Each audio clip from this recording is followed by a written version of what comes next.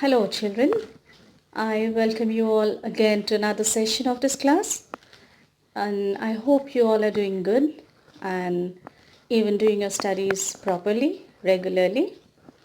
So, today the topic is Tom Paints the Fence, and it is about a young, imaginative, and mischievous 12-year-old boy.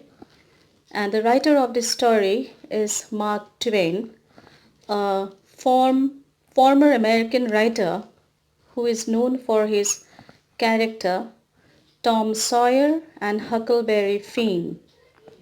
And it is taken from The Adventure of Tom Sawyer. This story is an extract from The Adventures of Tom Sawyer.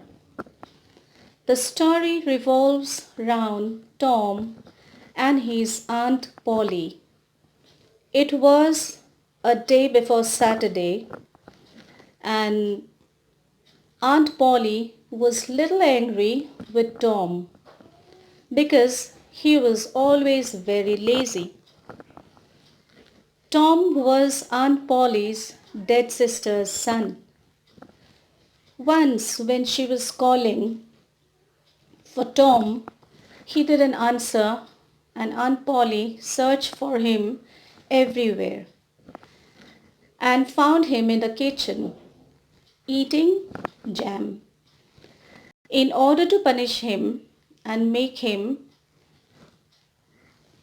very active, Aunt Polly decided to give him some work to do the next morning, which was a Saturday and a holiday for all. Saturday morning came, or you can say dawn, and the summer days look bright and fresh with life. There was a song in every heart and cheerfulness in every face. The hill beyond the village was covered by green trees and vegetations. Trees were in bloom, and the fragrance of blooming fills the air. It was a wonderful feeling. Tom appeared on the pavement with a bucket of whitewash and a long-handled brush. He surveyed the fence and in instant joy vanished from his heart, and a deep melancholy, which means sadness, settled down upon him. Painting of 30 yards of broad fence and 9 feet in height. It was really impossible. So he was just thinking what to do. And when he began to think for the fun he had planned for this day, his sorrows multiplied. Soon his friends would come and ridicule him for having to work. So this way he was just thinking even for his friends too, and children, I'm sure. When you are given to work in a holiday, I think you all will also not like it to work on a Sunday or a holiday. So the same thing was happening with Tom too. Because when you all get a holiday, you all decide to do something besides studying and your daily routine work. So here also, and yes, when your plans are upset by someone, you feel really hurt. So this thing was also happening with Tom. The very thought of it burned him like fire. So see, he was really very upset from within. Even though he thought of using his freedom to play, but he gave up the idea because he needed to finish his work. He took up his brush and resumed work. Then came one of the free boy. So now his friends are coming one by one to see him what he is doing. So the first one who came was Roger Ben. And he came in towards him eating an apple and tried to ridicule Tom as he always used to do. So Roger Ben, he had the habit of teasing Tom as he knew that Ben will hurt him or tease him. So he paid no attention and went on whitewashing. Roger said, "Hi, you are in trouble?" Tom didn't answer. He was just doing his work.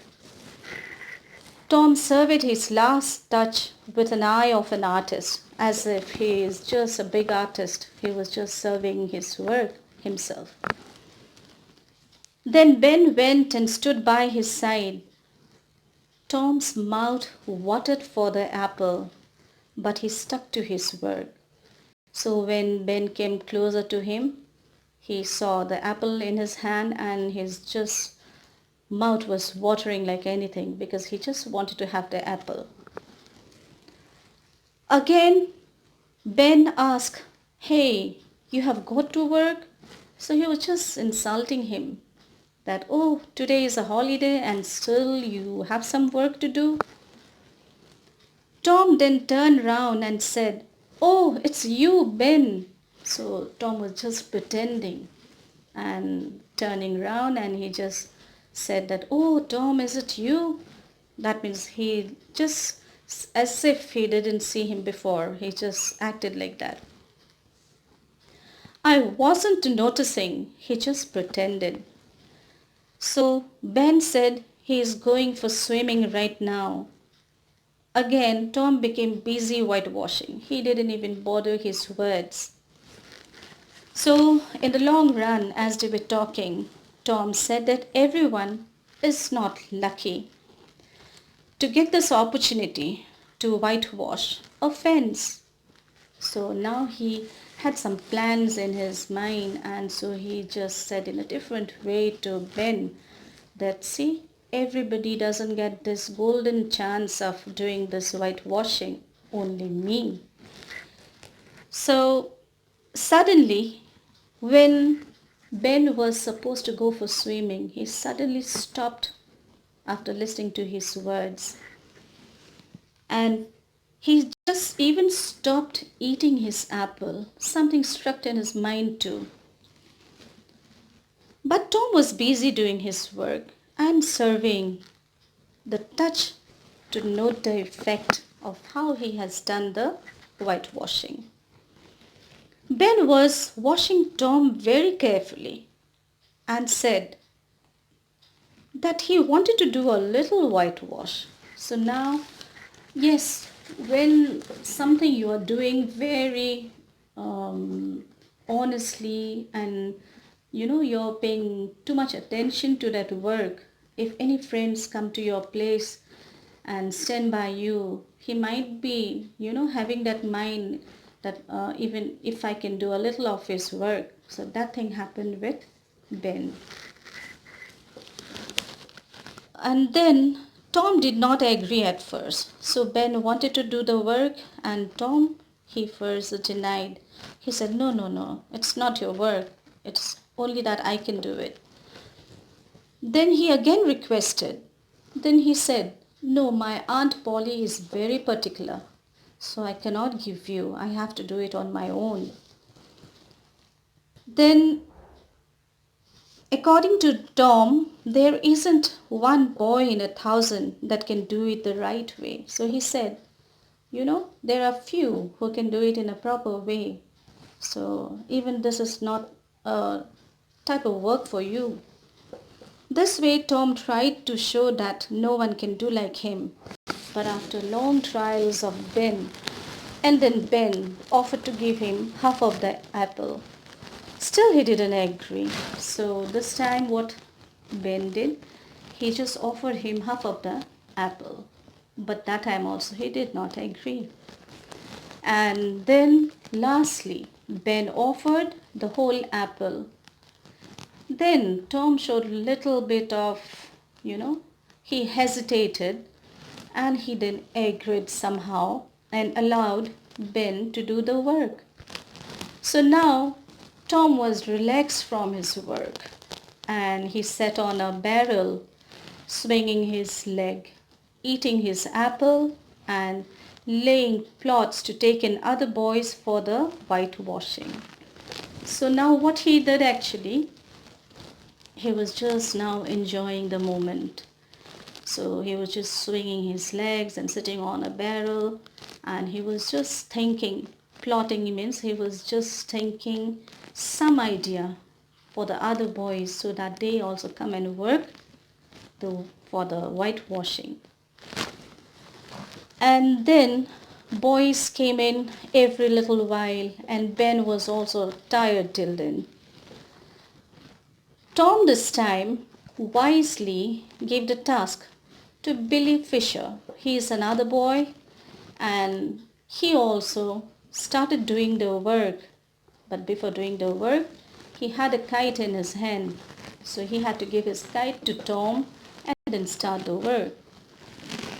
And again, Johnny, he came next. So now Johnny, he gave him his dead rat, which was hung to a string. And so this way, he went on giving the work to his friends. And he was rolling in wealth. Rolling in wealth means what? He was collecting lots and lots of things from his friends.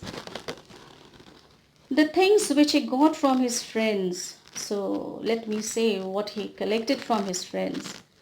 And they are 12 marbles, a piece of blue bottle glass, a key, a chalk, a tin soldier, a dog, then 6 firecrackers, a key, and a kitten with one eye, and many other things.